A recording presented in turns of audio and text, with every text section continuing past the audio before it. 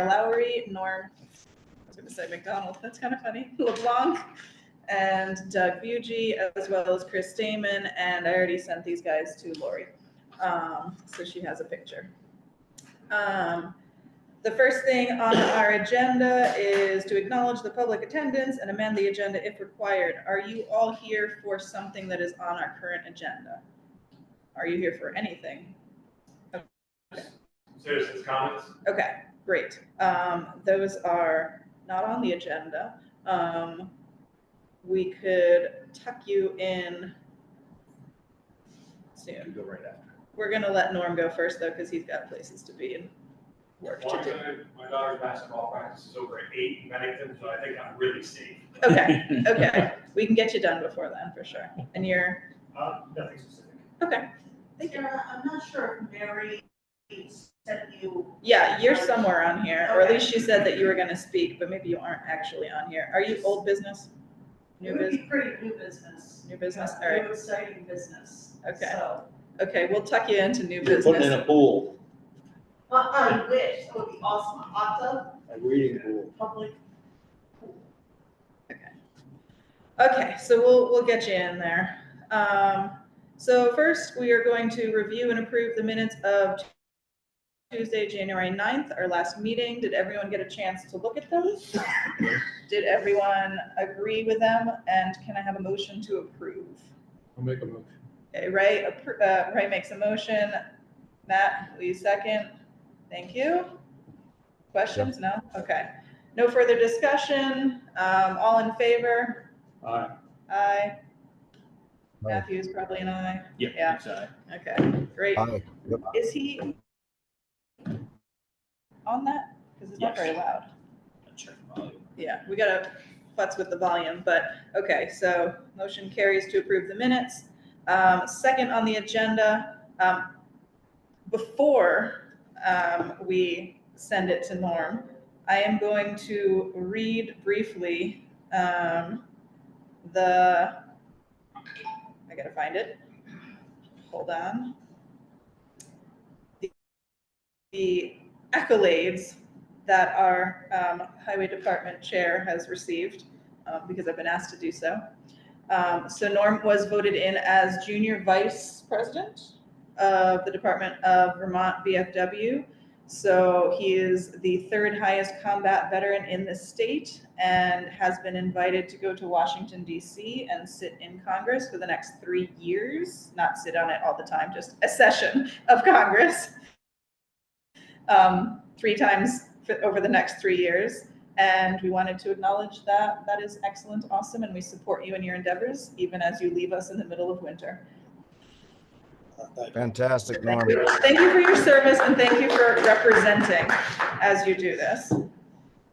So now we can go on to your highway report. You're gonna do the warrant first? What, his stuff? No, the warrant payroll. I'm after you. Yeah, All right, yeah, we're perfect. letting you go Yeah, first. Even better. Yep, no, treasurer's report is All right. 2 down from you. We're letting So, you get in and out. Obviously this winter has been the craziest winter in the world. Sometimes, we've got a couple calls today, and it's the last time people have looked at the sidewalks and see a little discoloration that we've sprayed with some stuff. It is a beet juice and molasses chemical that we implemented last year to do. It's perfectly dog friendly. We have the MSDS at the school. Pet friendly, the salesman drinks it. I'm not gonna drink it, but you're more than welcome to have a glass if you'd like to come up and at your own risk. But what it is newer technology. You see it in a lot of other bigger states. They spray the road with a brine. So this is a brine material. So like before a snowstorm, I remember yesterday morning, we were 5 to 8 inches of snow today. Last night, it was different, but we have to work in the world that we live in. So we went around and we sprayed our sidewalk. So what that does is that melts at least the first 2 or 3 inches of snow and keeps the snow from bonding to the pavement. The beauty of this product, it's not like salt. Salt, you drop down and the wind comes and the salt blows away because it's a granular. Well, this is a liquid and it's there. So now they're threatening snow a little bit tonight, a little bit tomorrow. You know, this product stays on the sidewalks the whole time, so it's not, we haven't lost it. The only time it is not proactive to put it down in the winter time is when we're expecting a lot of rain. So that's why we didn't use a lot of it last year. The molasses, some come a little more molassy than the others, and, you know, so I Like noticed stickier. there's a little bit of an aroma. You know, but it's not really a big deal, it's completely safe. Just makes it look kind of funny and people are questioning it. It does, they just see it and they're like, what's the difference? The business owners, they love it because it's not tracking. You look at our rug in that building, you've seen it through the years, it's, you know, there's salt and all kinds of stuff, and it cuts our usage down considerably. Okay. You know, we also use it on our truck as well.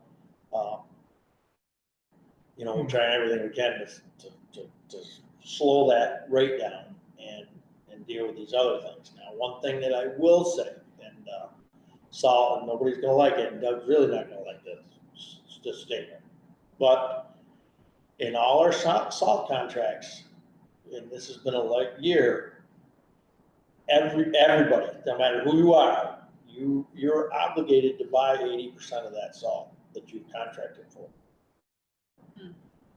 They have never turned the switch on that clause. Mhm. I know a ton of private contractors that are worried about that. It's gonna happen. So, you know what I mean? Everybody says, oh, your salt wasn't having used any. Well, we might end up spending the same amount of money. Yeah. Because Does it's what salt, it is. like, do we have storage? Does salt keep to the next year? Yes, you know, it dissipates. Can clump a It's little kind bit. of goes away and Okay. it clumps and whatever, but yeah, Okay. if we get to that, which, you know, they haven't said anything yet, so, you know, probably will be fine, but, you know, just so people understand it, you know, the couple events we've had have been multiple day events. Yeah. You know, if you think we're out of winter yet, you're crazy, but. Wait for this week. Yeah, but, you know, the pattern has been the way it is. So, other than that, we started doing some brush cleaning. I walked up from down the village a little bit. I walked on this stuff. Yep. On the sidewalk. Yep, it's all over. Didn't even notice. Yep. Well, I can't At see- night, you definitely wouldn't notice. Right. During the day, you'll see just a little discoloration. The first time water hits it, it goes away. So it's not, you won't track in. And it's a really greener way to try to fight. It's not corrosive to concrete, which salt is. Our sidewalks are on concrete. You know, the world's sidewalks are concrete. Is it cost effective? It all depends on what you consider cost effective. So let's look at it this way. If it's, you know, we're a little different situation, but we'll go to every other municipality in the state of Vermont, and the guy had to come out on Saturday, and I could go spray it on Friday during the regular business hours, and you didn't have to pay overtime, then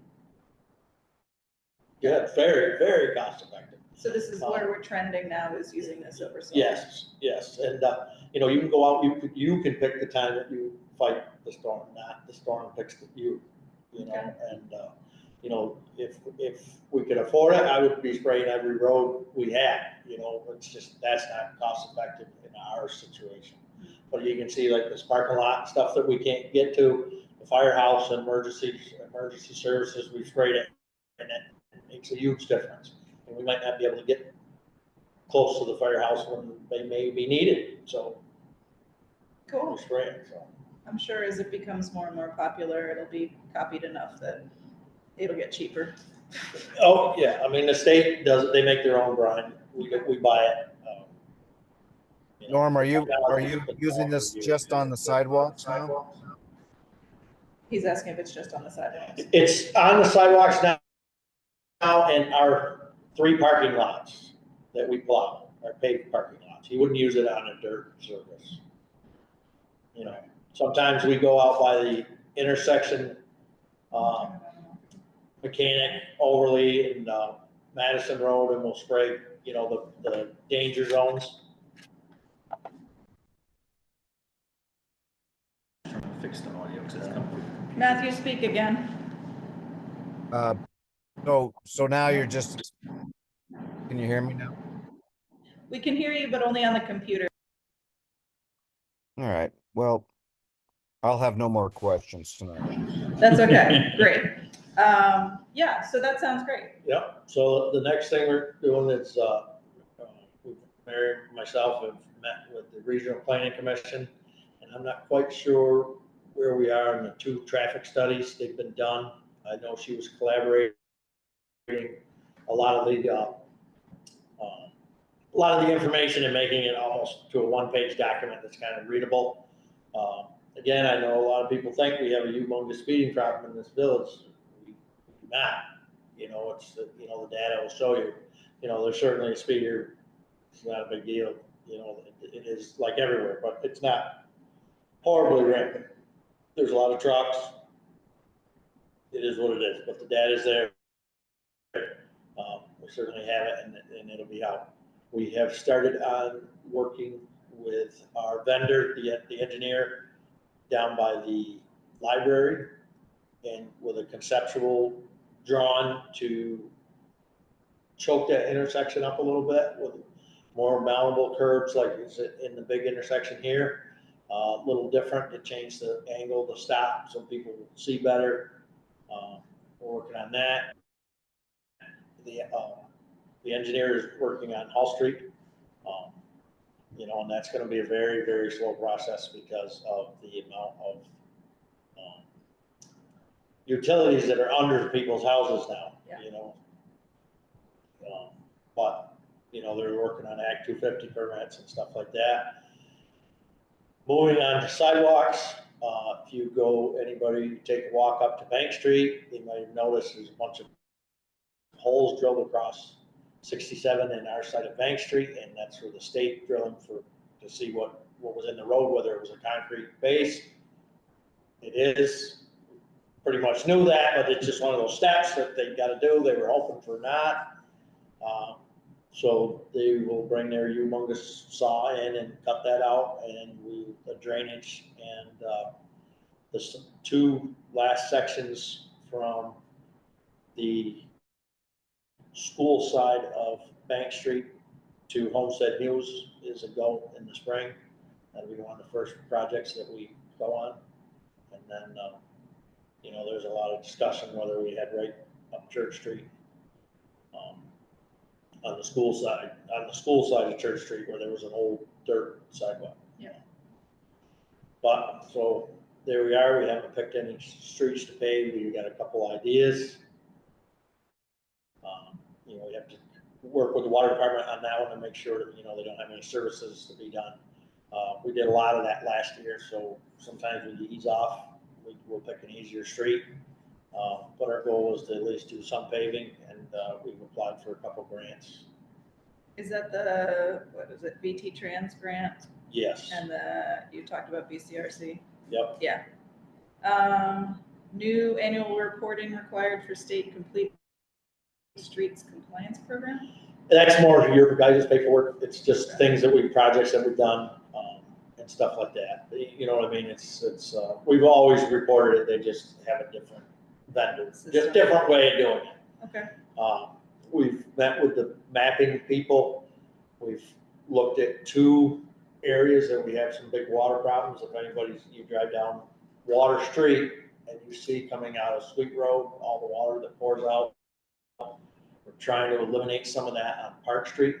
If you get behind where the Hollis Hills house is, there's just this big rock on the side of the hill. It's like a water fountain that's pumping out of there. You know what I mean? I have that too. Yeah, it's just, it's the earth, and it releases where it releases.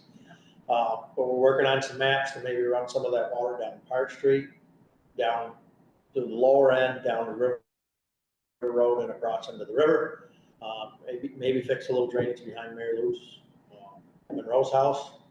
And then also on the Upper College Mechanic coming down through, there's 4 homeowners. So we've got the start of the map. We're going to bring their little fancy GPS stick and just kind of follow the water trail down through and then see what we can deal with that.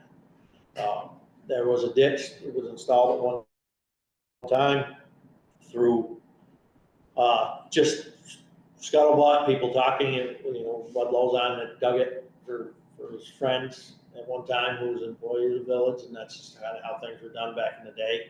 But now there's a bunch of trees and there's fences and, there's a lot of treasure in a way that would need to be removed to establish that again. So we decided to go through that.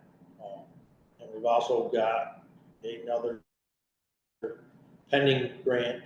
It's pending being reviewed, not approved, for the bottom of Mechanic Street to alleviate maybe some of that water where the house is. So, we'll have a busy little summer if some of these go. But, Great. Yeah. So,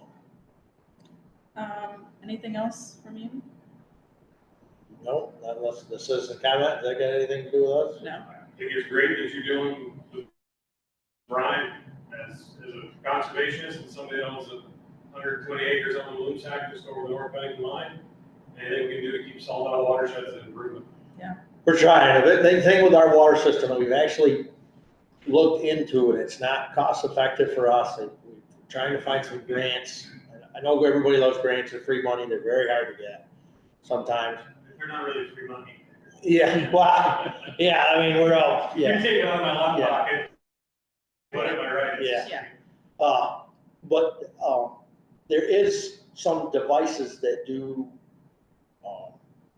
separation or, kind of almost desalt maybe some of the water. And down by the firehouse is actually 75 to 80% of all of our stormwater goes to one location. And that would be good to have it. And then we have Water Street, they just run across the road. But, it all goes into that river within 3 miles. So we try to do our best. And, it works. I'd be fibbing to you if I told you different. It works for us because I can put it down and I don't have to worry about it, and it goes. And it is nicer for, again, Kevin's had stopped me one time. They said, boy, can we use that stuff all the time? It's not tracking into our building. And I was like, well, we can't all the time, but we try to use it, once we really get our learning curve down, we spray like the sidewalk to the school is going by, and, some different things. But it's a learning curve. But you gotta, if it's gonna pour, like 2 years ago, we had rain and it's not worth even using it because it's just washing away. It's cool though that we're using science and natural stuff to We're trying. be effective. We have the only plow underneath our truck in the state. You've ever seen me drive by, you'll notice I don't carry my front plow, like hardly ever. And offline, you come find me on the weekend or something, I'll show it to you. I'm proud as heck. I tell everybody all from the end of the nation, I don't know why there's not a million of these things in Vermont. And it scrapes the road so good. It's ridiculous. And, it's cheaper to fight snow from the bottom up than it is from the top down. And the more you can get off. And that belly plow, that is a crazy cheap option when you're buying that whole truck, is unreal. I'll show you pictures of it. I send them to everybody. They use them out west. And, so I don't know why we don't get into that technology here. But Show up with Mike Yanami. I live in Shasta. oh, he's seen it. I've tried to get him to buy one for 100 times, so he was with me today. He knows that I was driving with him, but it's just different technology. You have to do a little different process, but.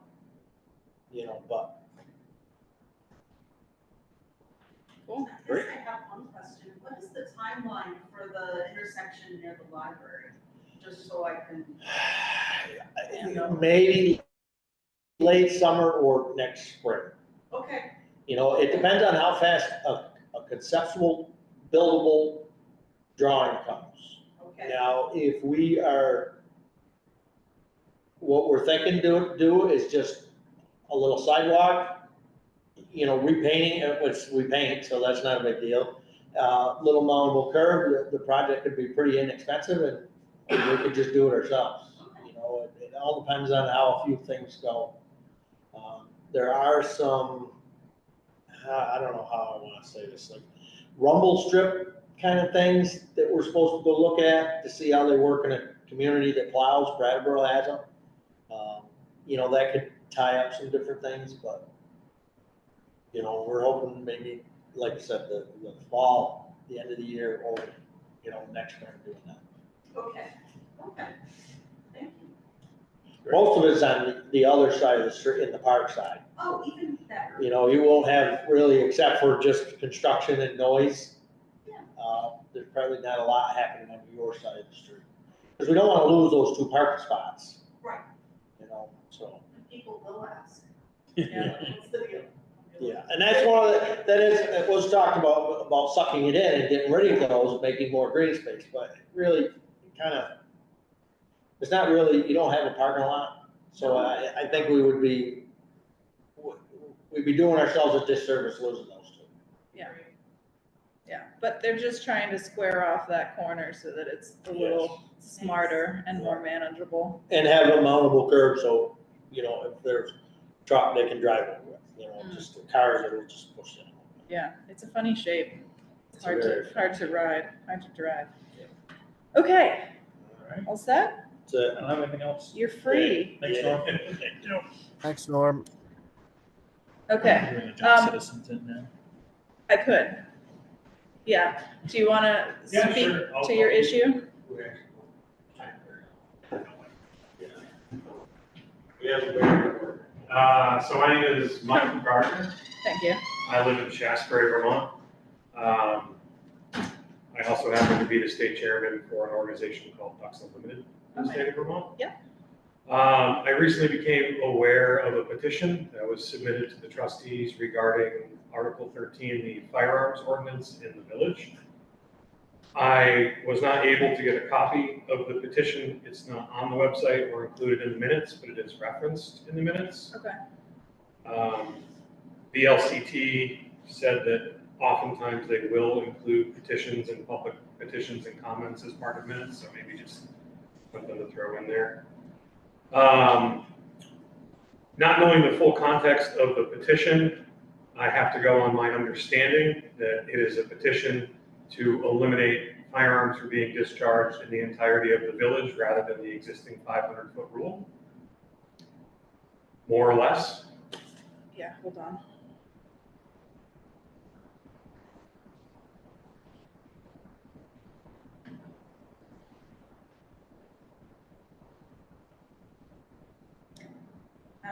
Okay, so we wanted to revise it to say, no persons, whether hunting, target shooting, or for any other purpose, shall discharge a firearm within the village center, so down here, and the village residential, which are tightly packed zoning districts of the village of North Bennington. This ordinance does not preclude the discharge of a firearm in one's own defense or in defense of another, or the humane termination of any animal that appears rabid or which poses an immediate threat to any person or persons. This ordinance shall not apply to a law enforcement officer or to an agent of any federal, state, or municipal agency using or discharging a firearm within the course of his or her employment and acting within the scope of his or her legal authority. So then it is inclusive of the part of the village residential area that is about a third of Lake Perrin. What is Lake Perrin in terms of districts? It's residential. Is residential? Then yes, it is. So Park that comes in the north. along those lines, Yeah. I would hope that the board would exercise extraordinary discretion in choosing the language if they do choose to amend the firearms ordinance. While it may be an unpopular opinion, Lake Perrin is heavily used by waterfowl anglers or waterfowl hunters. Okay. Very specifically, the majority of the waterfowl that are harvested in Lake Perrin are what the state of Vermont refers to as resident Canada geese. Mhm. So this is a non-migratory population of Canada geese that the state is actively encouraging to be harvested because they are creating incredible environmental hazards. Notably, just in an anecdotal survey of folks I know that hunt the lake, I'm not really one of them, several hundred resident Canada geese are harvested on Lake Perrin every year. And if you look at what's happened to the state of Vermont, specifically regarding water quality and environmental damage, we closed multiple beaches and state parks last year because of feces contamination from Canada geese. Yeah. They lead to extraordinarily high E. coli contents.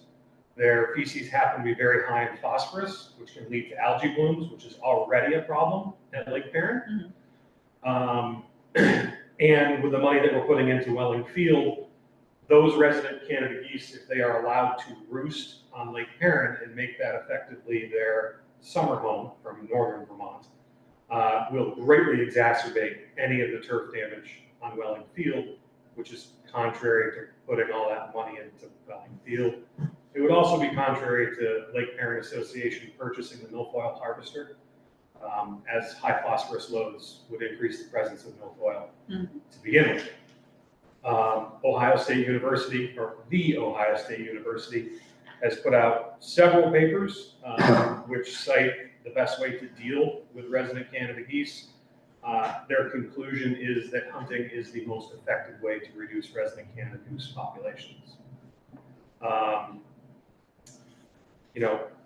Additionally, as we all know, Lake Perrin is on the, I believe, Bennington side, home to a state of Vermont Fish and Wildlife Access, which is partially funded with Pittman Robertson dollars, which is a 10 to 11% excise tax on all ammunition and firearm purchases.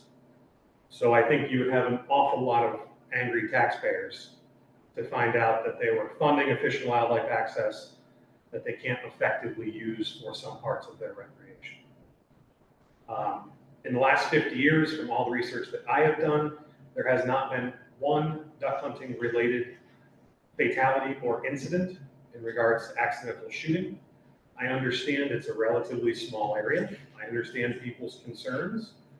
I also understand that hunting and angling is just an important part of conservation and enjoying the outdoors as hiking and swimming.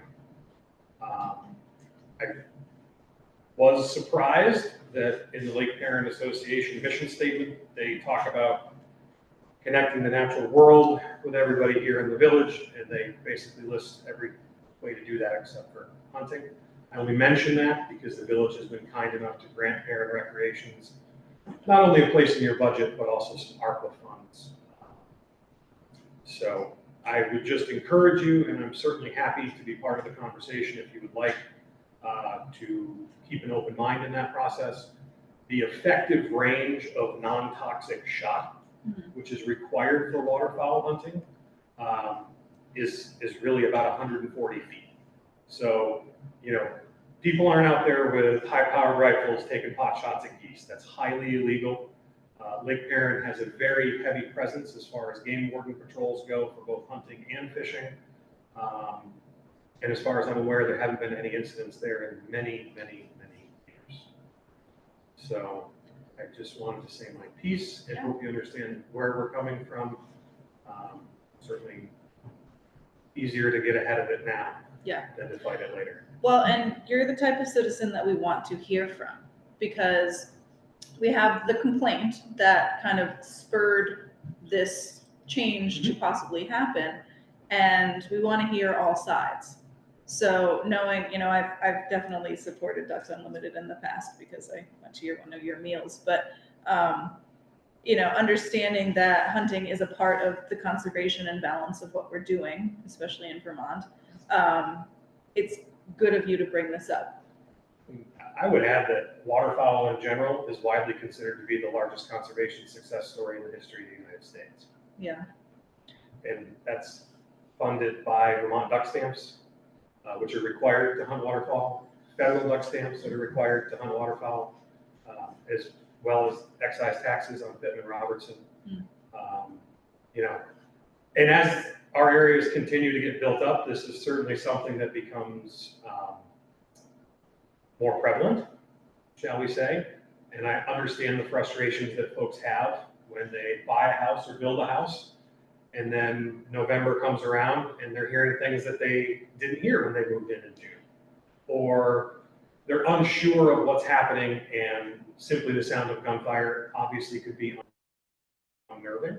And it's also tough for some folks because migratory waterfowl tend to be most active at legal shooting light, which is daylight. And so for somebody that wants to sleep in till 10 on a Sunday morning and have a cup of coffee and they live in the vicinity of Lake Perrin, it's definitely going to impact them. You know, It wasn't traditional hunting that was the complaint. It was someone who was just target practicing in their backyard and excessive Okay. amounts of noise. So yeah. that really was the impetus for this change. And like, I live in Shasbury, we just changed the firearm ordinance for the village, and I thought it was very practical and made a lot of sense. Do you remember what they did for theirs? Yeah, they had the 500-foot rule, but then they set like the village center where the actual houses are, like Church Street, Meadow Lane. My mom lives on Church Street. The way the previous ordinance was written is it addressed center fire, which would encompass larger caliber rifles and shotguns, but it didn't address any rimfire or these new high-powered, very loud air rifles. So like my mother lives on Church Street in Shasbury, and her previous neighbors, before she actually bought the building, make sure everybody got thrown out. I mean, they were shooting squirrels with a 22 long rifle in the middle of the village, and a 22 long rifle can carry in excess of 1,000 yards. It's clearly unsafe. Mhm. You know, Lake Perrin with non-toxic ammunition for waterfowl for duck hunting purposes is apples and bananas. And that's more of like a spray shot, right? Yeah, yeah. So what you tend to find is you're talking about 100, 150 pellets in a load. The predominant shot used is actually steel, which has a far less effective range than some of the higher density non-toxic products like tungsten. So when I say about 140 feet, that would be the maximum lethal range for a high density tungsten shot to effectively harvest waterfowl. For steel shot, which is far more common because it's much more practical. I mean, tungsten's $2 every time you pull the trigger. Yeah. Steel shot effective range is probably closer to 110 Just got to be better at your job. So, just Mike, So- for curiosity, are they shooting them in the air? Is it, what's allowed for shooting? So I am in the camp when I duck hunt. I prefer that the birds come into my decoys, and I will typically shoot them as they are landing. That for me is part of the challenge, is getting the birds to decoy and to work and to kind of trick them, kind of like when you're turkey hunting and you're calling. You know, there are some people that waterfowl hunt on Lake Perrin and shoot the birds as they are leaving the roost. And then Is there obviously, shooting from boats? typically not. Most of the folks on Lake Perrin are hunting from shore. So many of them will kayak out. So there's kind of a range of where the pellets drop. Doesn't go to the far side usually, or does it? If they're hunting on the, If they're I can't think of a single spot on Lake Perrin other than where the river comes in, right, where you could potentially be shooting and not have the shot land pretty much in the center of the lake. Chris? That was kind of my question. Where are they shooting from? They have this property? And they're shooting? But, a lot of the folks that I've seen there, so like I said, I have some property further down the river, which is where I typically hunt. But if I hear guys shooting up at Lake Perrin, I sometimes go up just, again, especially after reading the minutes from October, I started to kind of do a bunch of reconnaissance to see how many birds were being harvested, if they were shooting predominantly ducks or geese. It was a preponderance of resident Canada geese. I mean, the 5 or 6 folks that I spoke to up there, you know, early season, a few of them harvested a few teal, mallard, and black ducks, but again, it was a predominantly resident Canada geese. And most of the folks access it. They will either walk the shoreline. I would say over 50% had kayaks or canoes, and they would kind of paddle out to a spot and they tuck their boat in the reeds and put their decoys out. So they're not on actual person's property? If Either on the railroad They're tracks? predominantly on water. I would say, See how this would affect them. well, if they're on the flood wall, which is like this year with the water levels being higher and that being very rocky, a lot of them were beyond the flood wall. Birds sometimes have two But they're not seasons. on an individual parcel. Uh, They're on a homeowner. They're on the railroad tracks and trucks.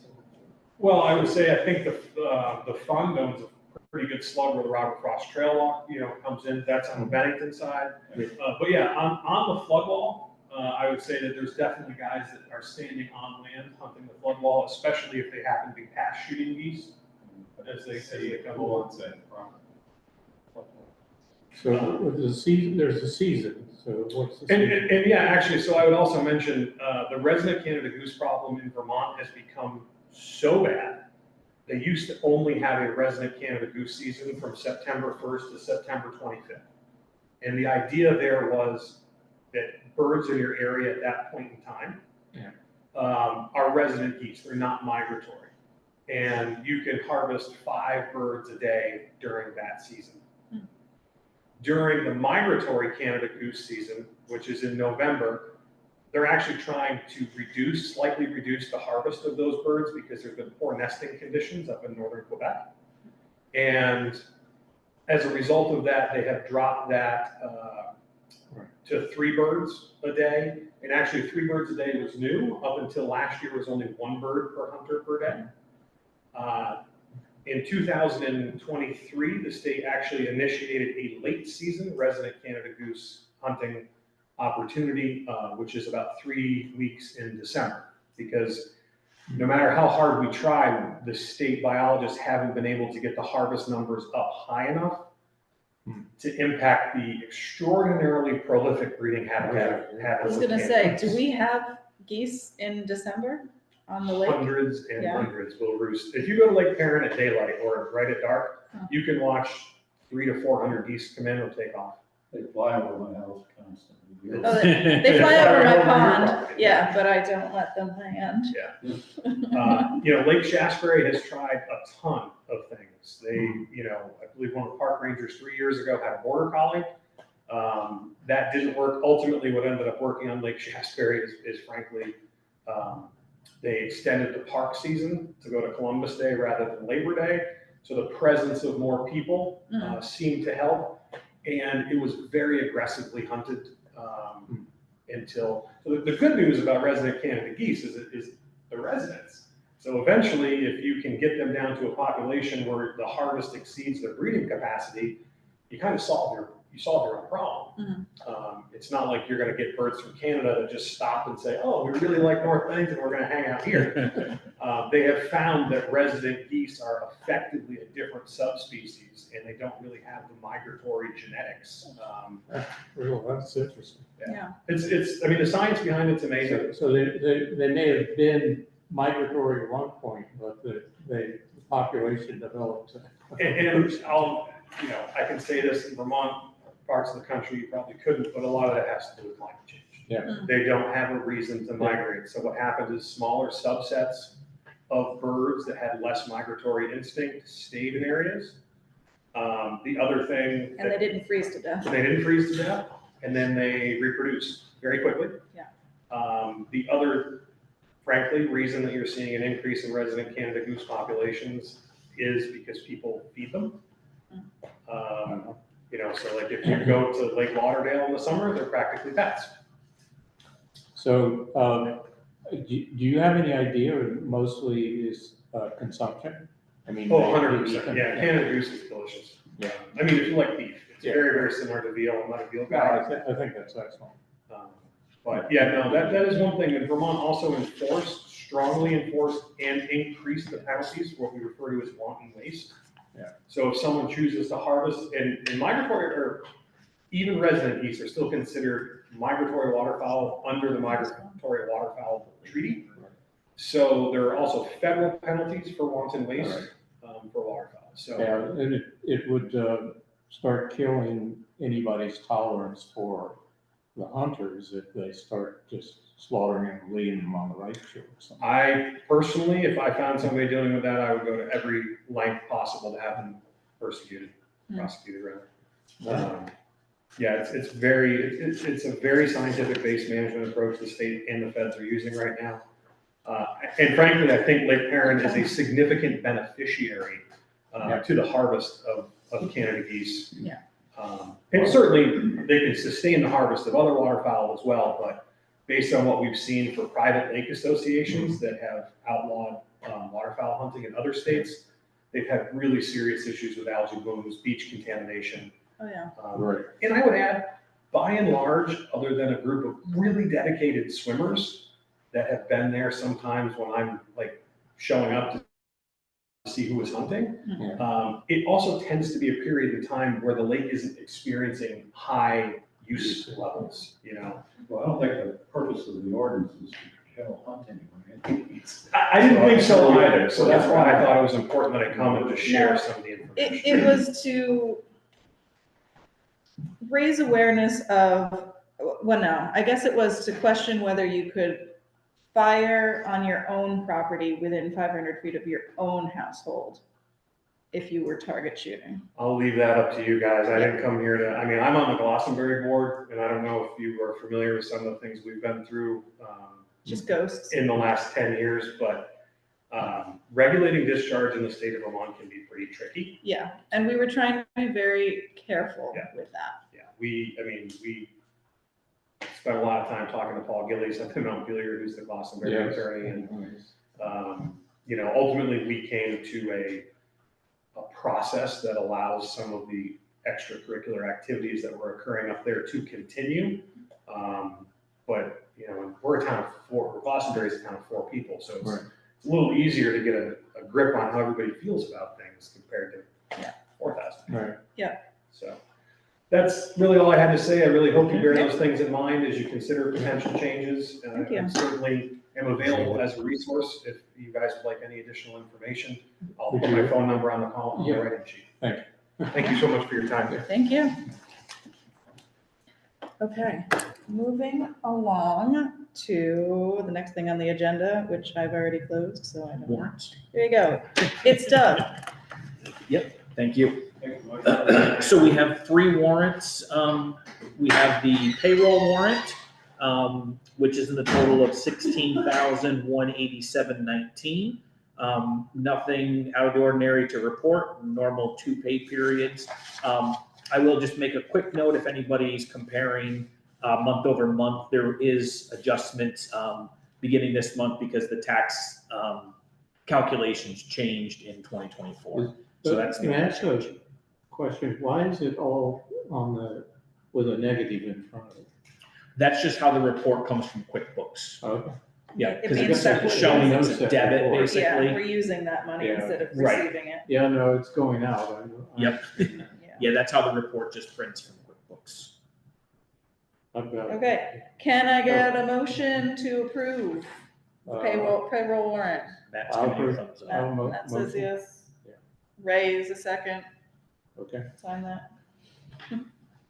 Okay, next. Okay, we did a late January warrant because our January meeting was early. The total on that was $22,817.59.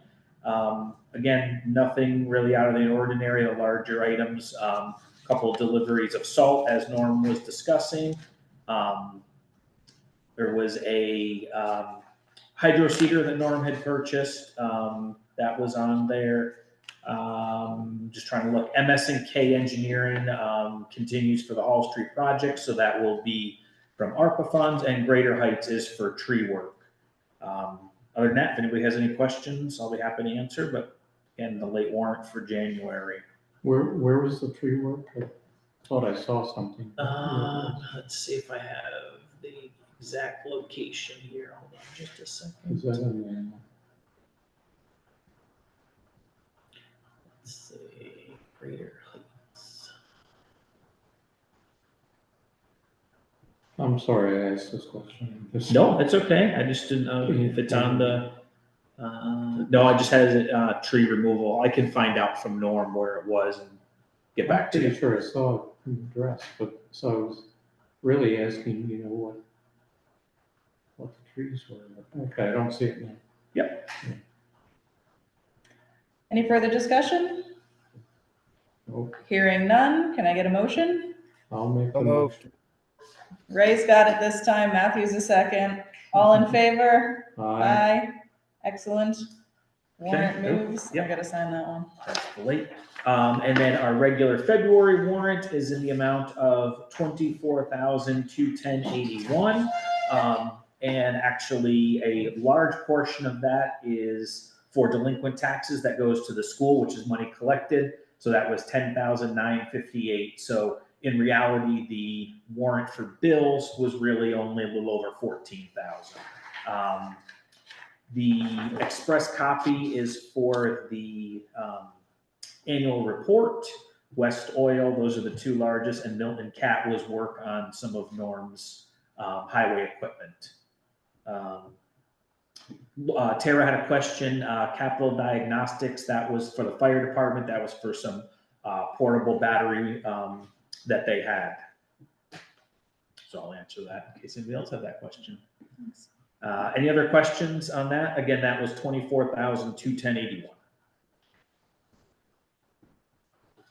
No? Okay, can I get a motion to approve? So moved. We'll give that one to Ray again and Matthew the second. Okay, more? Now I just have my treasurer's report, which is Okay. not We didn't say. too in depth. Oh, yeah, all in favor? Aye. There you go. Right. Hey, look, the party's all here. Okay, the only other couple of items that I had, we did get a thank you note from the VAE for contribution, so that's always nice to acknowledge. We did receive a letter from the village attorney that rates are going up.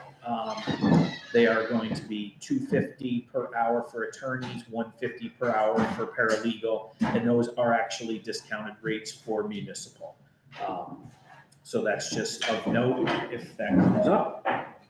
Delinquent tax collection continues. Again, as you saw, the check to the school district, January had some good collections, and I continue to have contact with folks. Unless anybody has any other questions, nothing else that I really have. Excellent. We're playing catch up. We had a citizen comment that we popped in the middle, so. No problem. And it was, just so you know, and you can watch it later if you want, the Ducks Unlimited representative from Shaftesbury Oh, came to speak about whether our fire, he just left. Get the quick- I like ducks. They're a hunting organization, but about conservation. And he was talking about our firearms ordinance and the fact that it might affect Perrin, where they have basically a nuisance problem with Canada geese. And we don't want to limit hunters from shooting the geese that are Okay, overpopulated. so that was regarding if there was such a change. Yeah, if we Okay. put in If that it you is put in, yeah. residential, then it could, if people are standing on Good thought. residences on the back part of Perrin, then they would be affected by that and wouldn't really be happy, and neither would we, because the geese would go crazy. Yeah. We learned a lot. You should Good. watch it. I will. Okay, so accepting the treasurer's report. Do we need to make a motion to accept it? No, great. Because we already did the warrant, so we're good. Great, okay, so moving on really quick, the Development Review Board has a meeting next week. There is one item on the agenda regarding a home occupation, and it is next Tuesday at 7:00 here. Come if you want to. Okay, moving on. Planning Commission, what is written is draft bylaw is on the website, starting review of the village plan. Kim Yes. or Mary, do you guys want to speak to that? You want to go ahead? Just informally, Just what are you guys up to? We have a preliminary agenda for our next meeting. It discusses a lot of things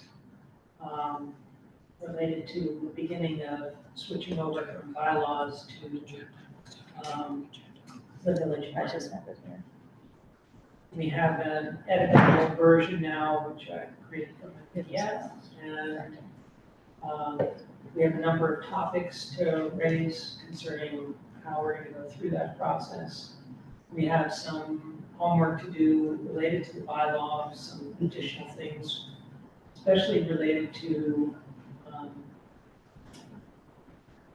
the river area as opposed to the flood area. There are two different, one's a river corridor, one's a flood hazard area. And we need to put in some state regulations about the river corridor. But we do encourage anyone that might be interested to go to the website and take a look at the new proposed bylaw, because there will be public meetings on it, but it's always helpful to have people take a look and give us feedback. And the next scheduled planning commission meeting is February 21st, 7 o'clock here. Okay. We're moving on to old business, unless we want to give Jenny a chance to speak since she is here and has been patient.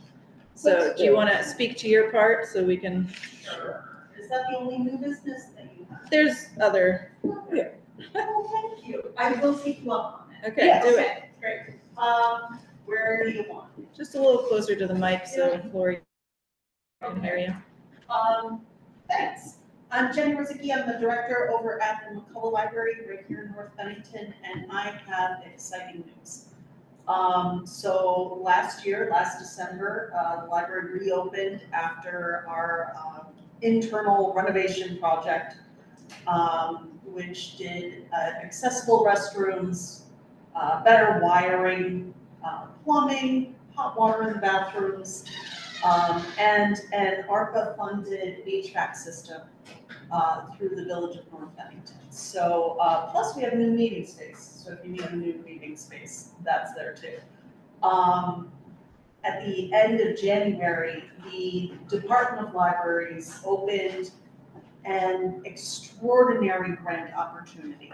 I mean, this does not happen. They have $16.2 million for capital improvements to library buildings that increase or improve the public's access to high-speed internet and library resources.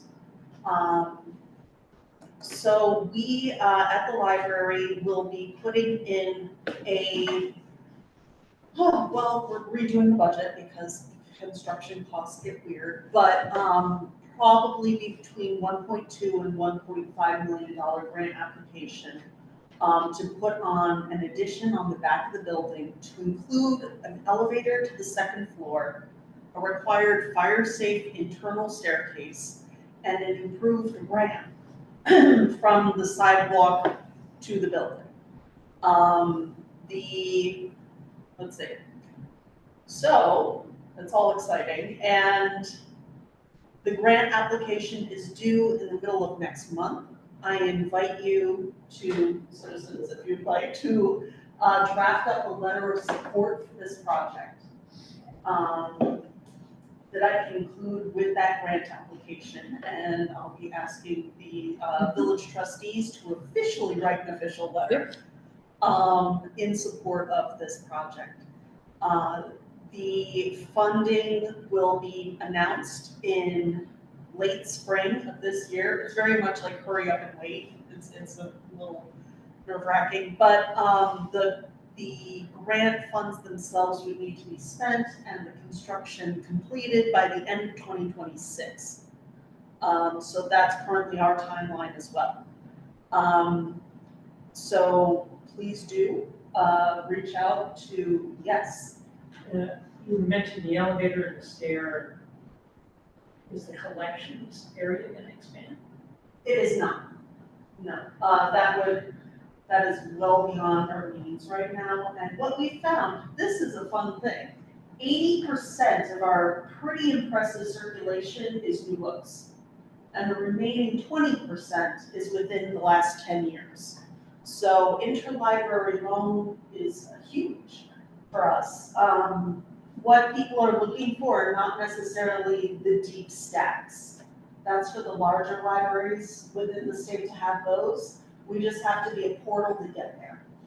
So the actual collection will not be expanding or increasing, but it's just access to the building and in a way that allows us to remain in that building for the next 100 years. We're just trying to find a way to provide access to all areas for all people. So Jenny, if citizens and residents or any user of the library actually wish to write such a letter of support, several questions. One, might you have some template language that would help guide them with that? Absolutely. B, if they, do they write it out and mail it to you, or can they email it to you, and is all of that information easily? Yes. Okay, so if you'd like to take a look at, so sample language would include that this project would help me, my family, people I know, people who live in this community, access the library's second floor, access the collection better, and access the internet better. And that's the pivotal part. Anecdotal evidence counts here. So please share your story. You can email that to me. My email address is M as in Mary, C as in cat, library @comcast.net. Or mail it to the library, or bring it by in paper form whenever we're open, or drop it in the book drop. We haven't lost anything that way yet. So, and I will give a little bit of farther down the road, there's an additional $10 million that will be available for preservation work. And I'll be pursuing those grant opportunities for the window casings, the marble and brick porch area, and the cornice around the top of the building, the van there, and the roof. So stay tuned for work to come. So your support for this is appreciated. I think we have the best library anywhere. I feel like we're just getting started. And in terms of the collection, Kim, myself and friends have used the sharing thing. You just put in a request and she finds the book you want. She's got things for me. Yeah. The coolest thing, I saw this today, for our cohort, which is libraries of this size, we were 3rd in the state for interlibrary loan. So way to go, that's all of you. Good job, folks. You're asking for the stuff. Yeah. So, thank you, and if you have any questions, come see me at the library. Thank you, Thanks for your Jenny. support. Thank you. Yes, I will. Okay. Chief, did you have something you wanted to speak to since we didn't build fire department in this month? Did you have an issue to discuss? One of the big things, I need a report from Doug there so that, know where my spending's had been and where they are. I haven't gotten one in a while, so. I'm not really expect too much. I'm not 100% sure. Just let me know. I know I got quite a bit of money still. My turnout here, I know I'm not sure how Eddie set it up before I took over this position. Did I have, because I know how I set it, I wanted to set up so I could buy 4 sets of gear a year.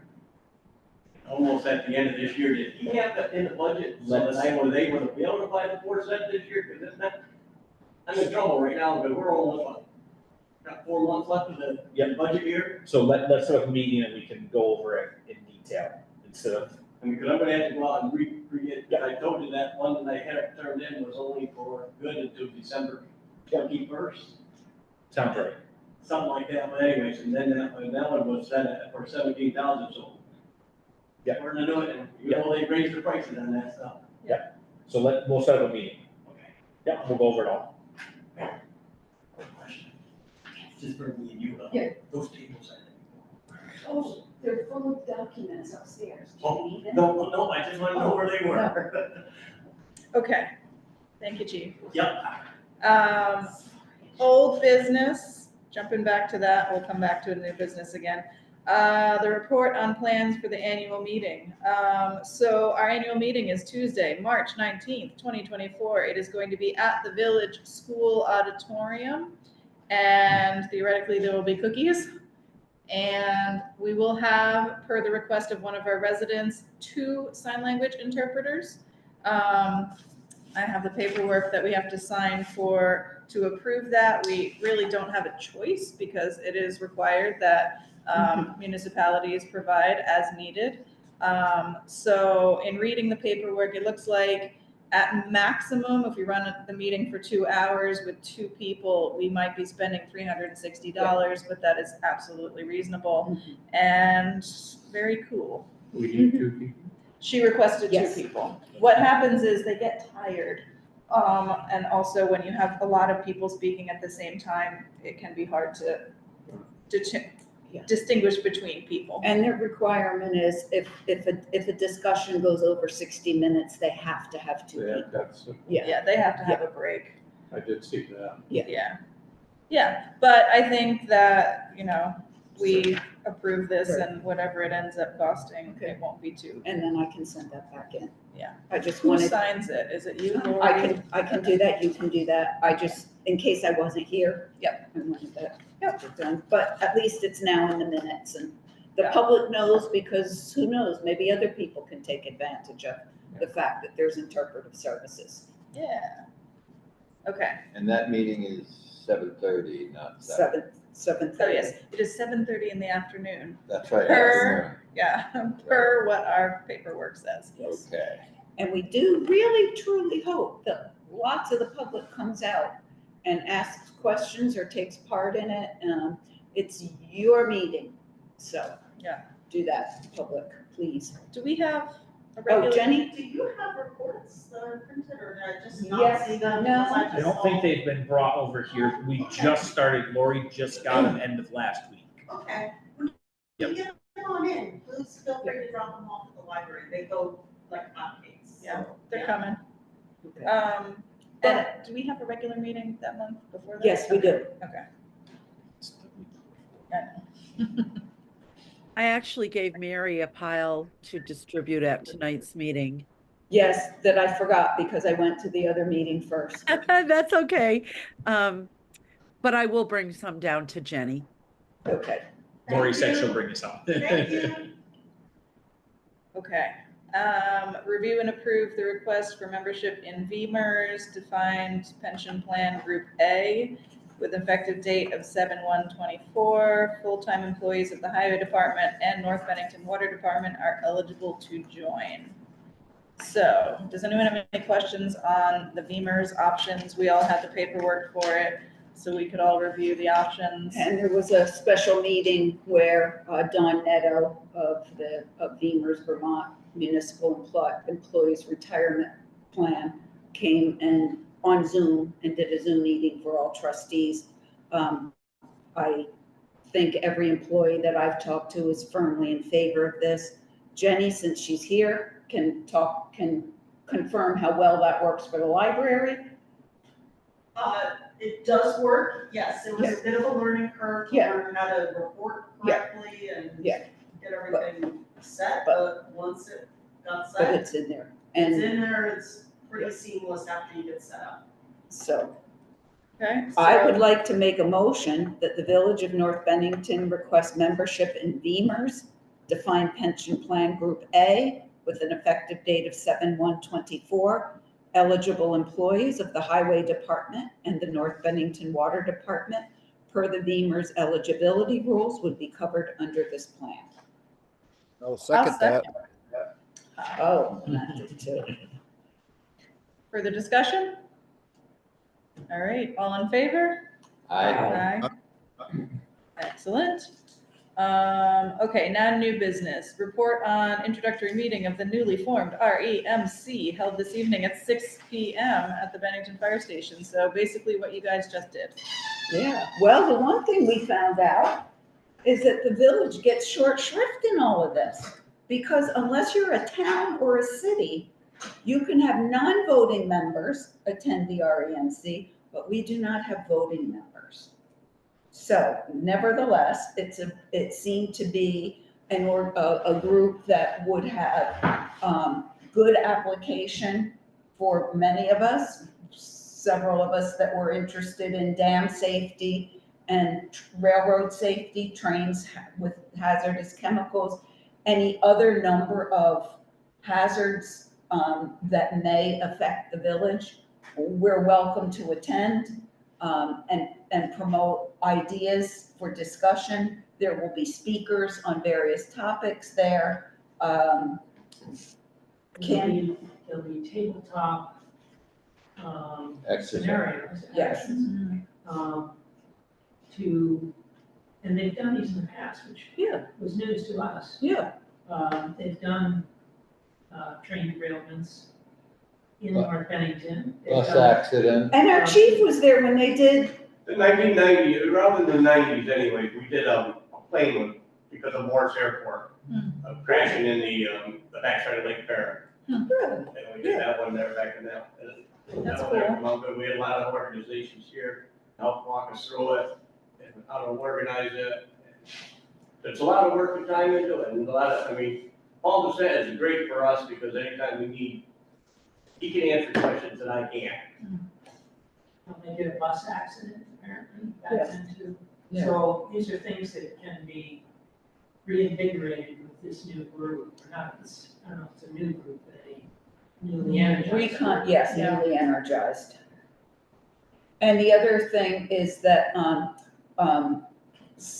we had met with Dara Zink, the 6-month into her tenure at BCRC person who's taking over all the emergency management planning, to ask, we had some basic questions, Scott and I, and actually Kim too, about the emergency planning. And so they're now going to have a regional meeting on how to write your local emergency management plans, or LEMPs, of which we do one every year. But last year, I was on the phone with somebody from the state helping make it, just making sure I understood what was supposed to be in it. And there's a lot of room for improvement. There's a lot of things that we will not have in a village of our size. But nevertheless, we can make our plan a little bit more robust, and they can add addendums onto the plan, such as what would happen if if residents had to evacuate because of flooding, things like that. So we see a great opportunity to coordinate now with our fire department and any resident that is so inclined to talk about the local plan that we have out there. That is due May 1st. So and it's recertified every year by the trustees. So if we don't have voting members, who is our representative? Bennington? Yes. Yes. Who in Bennington is our representative? Well, we don't know, because each municipality, town or city, appoints 2 people to that board. Okay. I'm just curious to know who we should be talking to if we want to influence a vote. Well, we go, Yeah. first of all, they did tell us that there's not a lot of things that they vote on that would be process or things that would affect how an emergency is handled.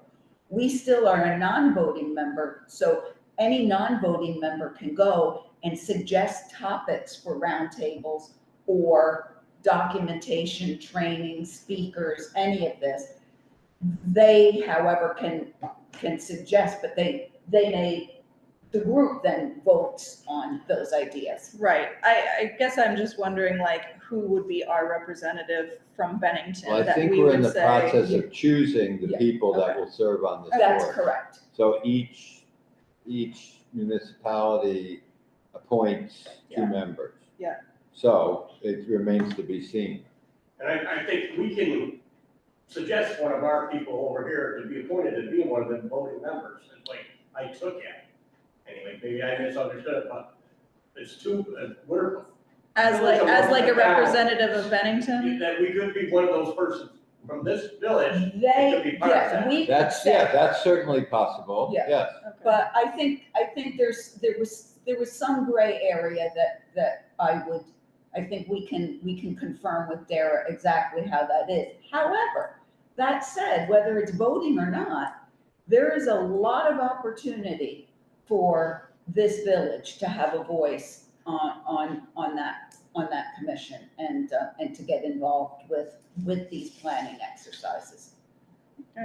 So Old Bennington would also have the opportunity to have someone on I representation? could, no, because Old Bennington is Bennington. Yeah. Well, so are we. That's why we don't. but we get are a vote. village, we are an incorporated village. So as They're an, incorporated for. well, certain yeah, things. I'm honestly, I Do they don't have know, their and own I don't select care. board? I think they may have had somebody at some point, But- they've had a policeman that they Yeah. hired. The important thing is that Yeah, they're on top. whether you're voting or non-voting, this is a good opportunity to be hands-on involved with real hazard planning that will be done. I think it was a year ago or thereabouts that we were told that in September of this year, there was going to be some statewide, on the ground, hands-on, planning, and what you don't call them reenactments, what do you call It's all training activities. yeah, It's all it's yeah. gonna be, is training. them? All those activities. training activities. Some of them might be just tabletop. Right. We would just be in a room and talking Yeah. with different agencies that we'll be getting a hold of to help us out, to get us through whatever we got. Okay. A lot of people the question came up, was if something came up like that, can we get a hold of National Guard? Anytime we go through the National Guard, it's gotta go through the government first. So the big statewide things that were gonna happen in September are gonna be in 2025, not 2024. But leading up to that, there will be a number of these smaller exercises, which we can influence, we can pass ideas by, we can take part in. It might be, again, flooding, dam breaking, trains derailing. What do you do if you need to evacuate, or how do we staff up an emergency shelter if we needed one in a hurry? Things like that. So if people have ideas for what they'd like to plan for and imagine, well, let's hear it. It's a good opportunity to be involved. And remember one thing there, wherever, if we gotta house people, the place has to be able to feed them, shower them, and bed them. Right. So we do not, even in our local plan, we say that we have temporary shelters, but we do not have a long-term shelter. However, for some reason, the village school got listed on the Red Cross's site as a. They have showers? No, Okay. it's not in our local plan to be a overnight shelter. It's just a temporary place. And the middle school is very well set up Yeah. as the region or the town of Bennington Yeah. shelter. So again, these are all things that we can include into a more robust local emergency hazard management plan, and then get that out to the public and residents and let them know about. But for the trustees, an important thing is that they would need to establish a contractual relationship Yes. to open that shelter if the emergency is in our village. Mhm. Yeah. And the other thing is, it's essential that you have two people who you appoint that have the village's best interest and can devote the time to the effort. Whether they're voting or not. Are you also- raising your hand, Kim? Also that, I forget who made this point, but one of the most important jobs is communications and coordinating communications. Yeah. And they made the point that in a lot of towns, the fire chief, the highway guy, and, the hands-on people. And if there's a crisis, they're all at the site, So, trying to fix it. so you're, So they can't take on the job of notifying all the other people because they're already busy. So we need someone not necessarily, In one of those positions. in one of those positions. Right, got it. So I thought that was, because my mind your immediately to emergency Keith over director, there. yeah, your emergency director, even though they're not a voting member, they're still a critical piece because, yeah, exactly. If there's something that goes wrong here, well, our volunteers are out on the road. They're not behind the desk somewhere. Right. So, yeah. So that was an interesting learning thing for me. And then the last thing they mentioned is we will be given a link to information for applying for hazard mitigation grants. And these are things that will look, like Scott mentioned, wouldn't it be great to have a study of what would we do if? So, we'll deal with all of those things when they come around, so we can look at things that if we had to do something, what do we do? Protecting the firehouse. Exactly. Or, river level alarms. There you go. Throughout the sirens, throughout the village. Mary and I just talked about that on the way back. Yeah. So this is, I mean, your mind can just, a lot of ideas are good right now.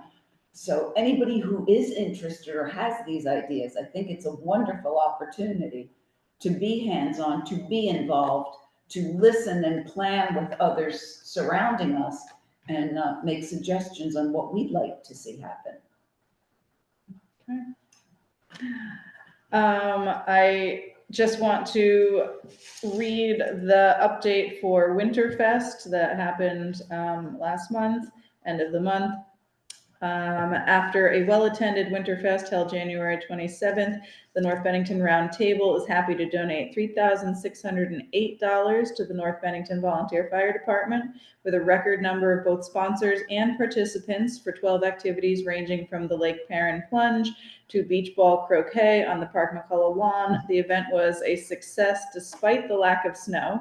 When snow does arrive, VAE and Southshire School plan to hold the cardboard sled race at Pudding Hill, which was postponed until further notice.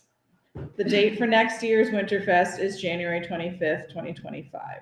So that was a nice village activity that brought a lot of people through. Yep. I believe there were 250 people traipsing around town over the course of the day. We continue to have a nice yearly event that brings people to our village. That was the count for that. What was that? That was the count for that. 250 people. Oh, I don't know. Right. I just read the update on the actual Maybe roundtable by, email. The number of visitors to the children's center. That would be a good place to go. So that's everything. We do have 2 items in that have to be discussed in executive session. So one Chris is going to stick around for because we need him and we have to dismiss everyone else. Thank you, So Alex. first I will make a motion that we enter an executive session that we have business to discuss on a legal matter, at least that I know of, premature disclosure of which would put the village at a substantial disadvantage. That's motion number 1. I think both of them are legal matters that would put us Oh, at a they were? disadvantage. Okay. Yeah. That is motion number 1. I'll second it. Seconded. Thank Good you, night. guys. Good night. Okay. Thanks for caring. Just hold on just a second. I'll meet you outside in like 1 minute. Just chat real quick. And then the second, was that seconded and voted? It wasn't voted. All in favor? Aye. Then the second motion is to enter executive session. And by the way, at least on the matter that I have, there is no discussion no decision that has to be made. Is your matter a decision? In other words, will we It's come out? not yet.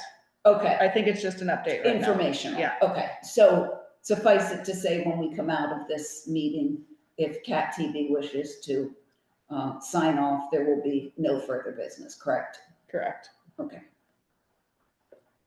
Second. Thank you. Did we do both That was of those? that was to move into executive. Yes. Second, all in favor? Aye. Excellent. I thought we Hold on, did. I'm going to. We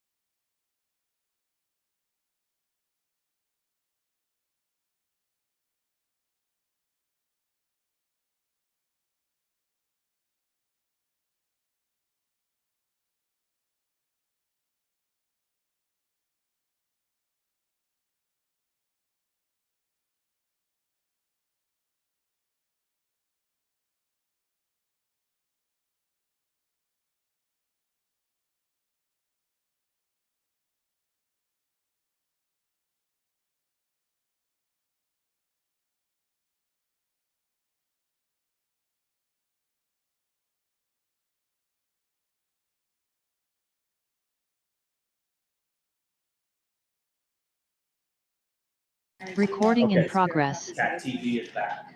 Okay.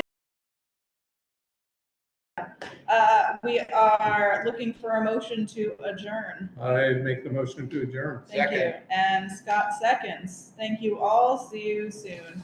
Aye. All in favor, Aye. Bye. Thank you, Cat TV. Good job. Oh, yeah. She's very good. I gotta pee. She's a natural.